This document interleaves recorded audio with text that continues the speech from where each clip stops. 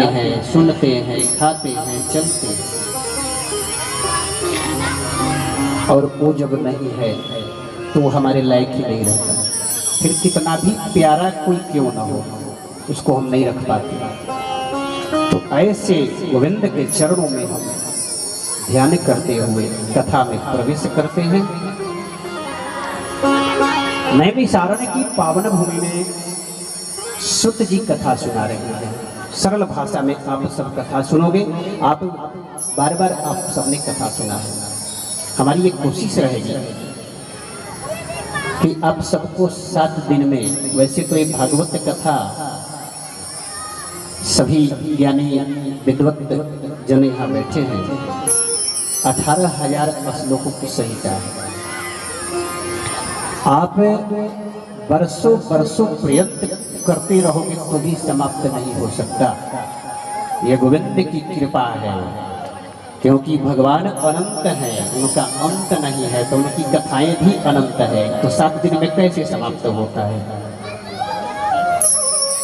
फिर भी कोशिश करते हैं विशुद्ध भागवत आप सबको श्रवण कराया जाए, जो आपके हृदय रूपी भवन में वास करे। आप सुनोगे ध्यान से तो आप अनुभव करोगे, प्रीति हो जाएगी उसे प्रीतम प्यारे कन्हैया से।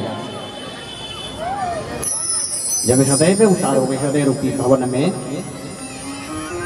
तो वो तो छल छबीला है नटवर नंद किशोर, फिर वो तो खींच लेगा अपने आप।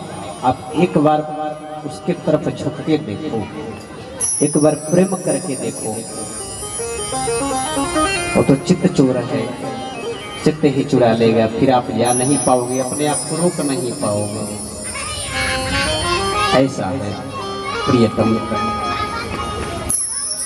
तो सप्ताह में भगवान की ये कथा श्रवण कराया जाता है। 18,000 श्लोकों की संहिता। बीच बीच में भजन का आनंद आप सब प्राप्त करेंगे। बाहर की अनावश्यक संसारिक बातों से अलग हट करके भागवत के द्वारा ही हम इस 7 दिन आप सबके साथ रहेंगे। जो मूल भागवत की कथा हो आप सब कुछ समझ में आए, तो सरल भाषा में समझिए कि सुत जी नैमिषारण्य में कथा सुना रहे हैं, भागवत की कथा। एकदा नैमिषारण्य, नैमिषारण्य क्षेत्र है। ऋषयः शौनक आदि सभी ऋषि एकत्रित हुए हैं। स्कंद पुराण की भी कथा देखो, कथा जितनी हुई है नैमिषारण्य से शुरू होता है, कोई भी कथा हो। और सुत जी जैसा श्रोता है, मुख्य यजमान बन के शौनक जी आज ब्रजमान है नैमिषारण्य क्षेत्र में। उनके साथ 88,000 ऋषि हैं, उससे भी ज्यादा है। और सुत जी कथा सुना रहे हैं नैमिषारण्य की पुण्य भूमि में बैठे। सुत जी के सामने शौनक जी यजमान मुख्य बन करके बैठ करके सुत जी से प्रश्न करते हैं। क्या पूछते हैं? सुत जी की वाणी में हम समझे। अज्ञान ध्वांत विध्वंसम कोटि सूर्य प्रभ सूता ख्याति कथा सारम मम करणम रसायनम। सुत जी से शौनक जी कहते हैं, हे सुत जी महाराज, हम लोगों के हृदय में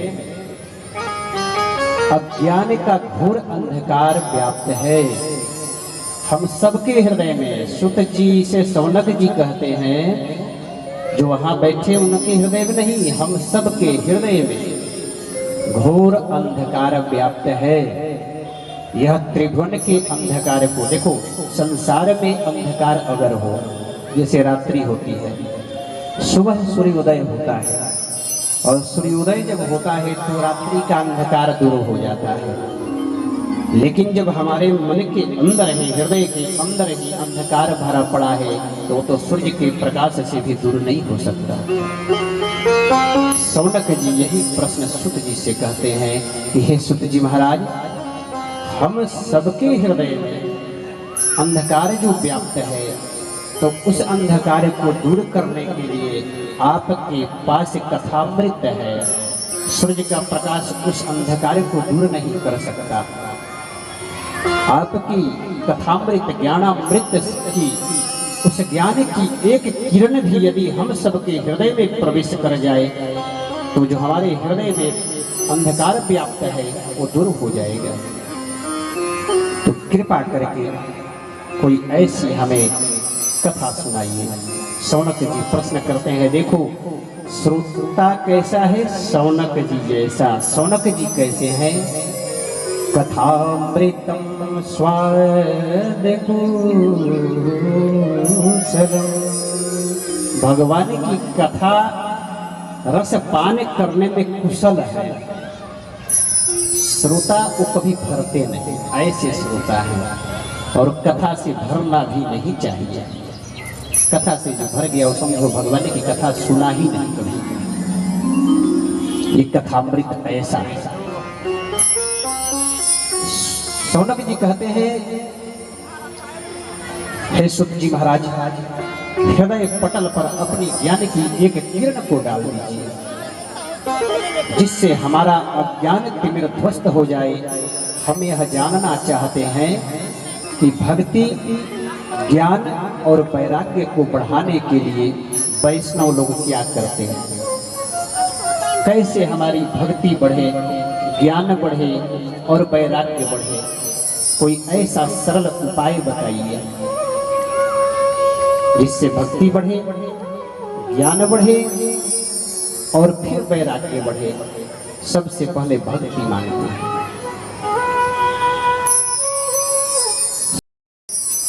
सुत जी कहते हैं, शौनक जी आपने जो प्रश्न किया है ये अपने लिए नहीं किया, ये तो संसार के समस्त प्राणियों के लिए ये प्रश्न किया है आपने। क्योंकि इस संसार में ऐसा कोई नहीं है जिसके हृदय में इस कली काल का अंधकार व्याप्त नहीं है। ऐसा एक भी प्राणी नहीं है। भगवान के तीनों ताप किसी न किसी को छूता रहता है, किसी को दैहिक, किसी को दैविक, किसी को भौतिक। तीन ताप है संसार का। इस कली काल में तो ये तीनों ताप प्रचंड है। तो इस तीनों ताप से जीव कैसे मुक्त हो, भक्ति के तरफ कैसे अग्रसर हो, कैसे बढ़े, उसके अंदर ज्ञान कैसे आए। पढ़ा लिखा तो है पर ज्ञानी नहीं है। पढ़ना अलग बात है, ज्ञानी होना अलग बात है, भक्त होना अलग बात है। ज्ञानी भी है तो भक्त नहीं है। ज्ञान भर लिया पर भक्ति नहीं है तो ज्ञान भी वो अधूरा है। बहुत सुंदर शौनक जी प्रश्न करते हैं सुत जी से। सुत जी प्रसन्न होकर के कहते हैं, महाराज आप सबने ऐसा प्रश्न किया है जिससे इस संसार का कल्याण होगा। और कहते हैं सुत जी कि अमृत किसको अच्छा नहीं लगता? बताओ, जिसको अमृत अच्छा न लगे तो फिर मनुष्य है ही नहीं। और भगवान की कथा अमृत है, सुधामृत से श्रेष्ठ है। आगे आप कथा में श्रवण करेंगे कि सुधामृत कथामृत के सामने लघु है, छोटा है, बहुत छोटा है। चिंतामणि कल्प वृक्ष के अंदर भी ये समर्थ नहीं है। कल्प वृक्ष के नीचे आप बैठोगे और बैठ करके जो कामना करते हो, इच्छा रखते हो, वही देता है। ध्यान रखिएगा। लेकिन कथामृत ऐसा है कि जो आप नहीं चाहते हो वो भी देता है। तो श्रेष्ठ कौन हुआ? कथामृत। कल्प वृक्ष के नीचे आपको बैठना पड़ेगा, लेकिन कथामृत ऐसा है कि आप यहाँ पंडाल में हो, बाहर भी बैठे हो और आपके कानों के द्वारा श्रवण रंध्र से हृदय में प्रवेश करता है तो भी आपका कल्याण कर देता है। ये कथामृत का महत्व है। सुत जी कहते हैं भगवान की कथा अमृत जो जीवों के ताप को मिटाती है। पता है, आप सभी ध्यान से सुने। शौनक जी कहते हैं सुत जी से, आपको गुरु कृपा का प्रसाद है प्राप्त, तो उस प्रसाद से हम सब जीवों का कल्याण करें। सुत जी सावधान करते हैं, ध्यान रखिएगा। सावधान इसलिए कर रहे हैं, सावधान हो जाओ। भगवान की कथा सावधानी पूर्वक सुनना चाहिए, इसलिए सावधान किए कि कोई बहुमूल्य वस्तु यदि किसी को दिया जाता है, ध्यान रखिएगा, आप भी किसी को बहुमूल्य वस्तु देते हो तो आप बोलते हो कि देखना संभाल के रखिए। तो ये कथा भी बहुत बहुमूल्य है, इसके सामने संसार की सारी वस्तु तुच्छ है।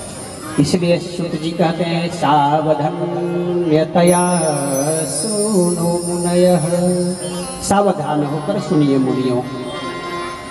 सावधान कर देते हैं। काल व्याल मुखाग्रास त्रास निरनाश हेतवे श्रीमद्भागवतं शास्त्रम्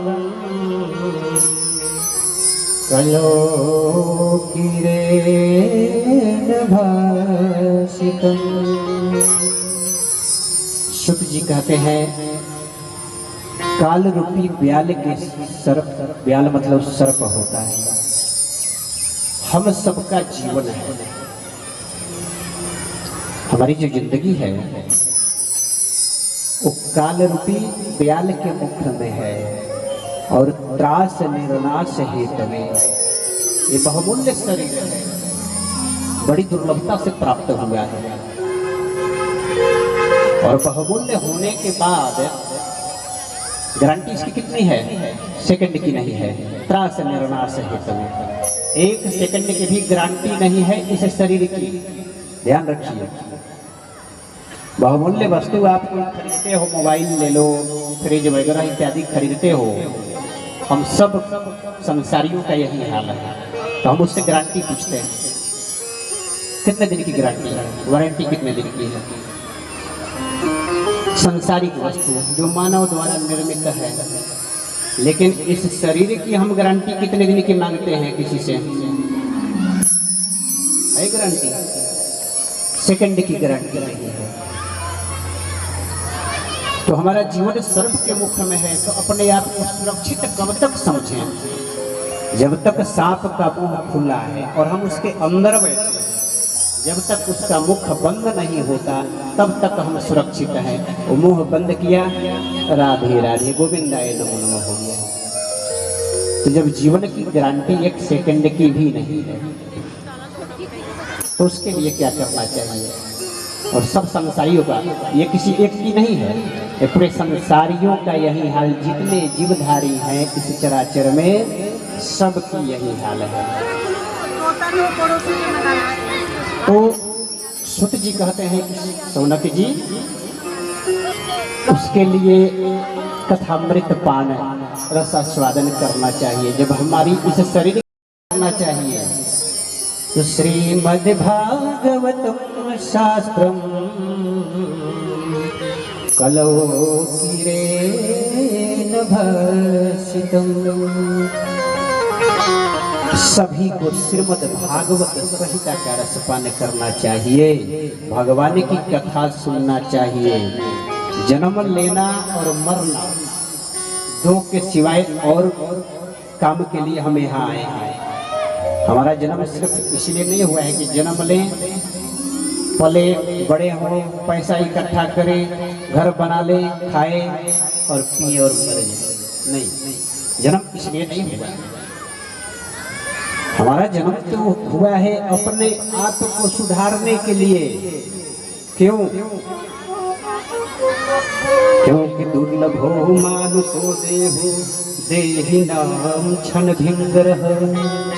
दुर्लभ है शरीर और दुर्लभता से प्राप्त हुआ है, और यदि इस तो फिर 84 लाख जोनियों में भटकना पड़ेगा। बार बार जन्म लो, बार बार मरो, संसार में आओ, कष्ट झेलो, क्योंकि इस संसार का नाम दुखालय है। ध्यान रखिएगा, यहाँ जो जन्म लेता है उसकी मृत्यु भी होती है, निश्चित है। तो उनको भी इस शरीर का त्याग करना पड़ता है। भगवान ने यही दिखाया, राम बन के आए, कृष्ण बन के आए, तो शरीर का त्याग करना पड़ा। तो ये पृथ्वी का नाम मृत्यु भुवन है। मृतलोके जना सर्वे नाना क्लेश समन्वितः। इस मृत्यु भुवन में आए हुए अनेक क्लेश है, अनेक कष्ट है। नाना योनि समुत्पन्न पचन्ते पाप कर्मभिः। अनेक जोनियों में उत्पन्न हुआ जीव भी दुखी है, भयक्रांत है। इस संसार में कौन ऐसा है जो पूर्ण रूप से कह दे कि मैं सुखी हूं? पूर्ण रूप से कौन कह सकता है? इस संसार में ऐसा कोई नहीं जो पूर्ण रूप से कह दे कि मैं सुखी हूं। कोई धन दुखी, धन के बिना कोई दुखी है, धन के अभाव में। कोई तन दुखी, कोई शरीर से दुखी है, शरीर में रोग है।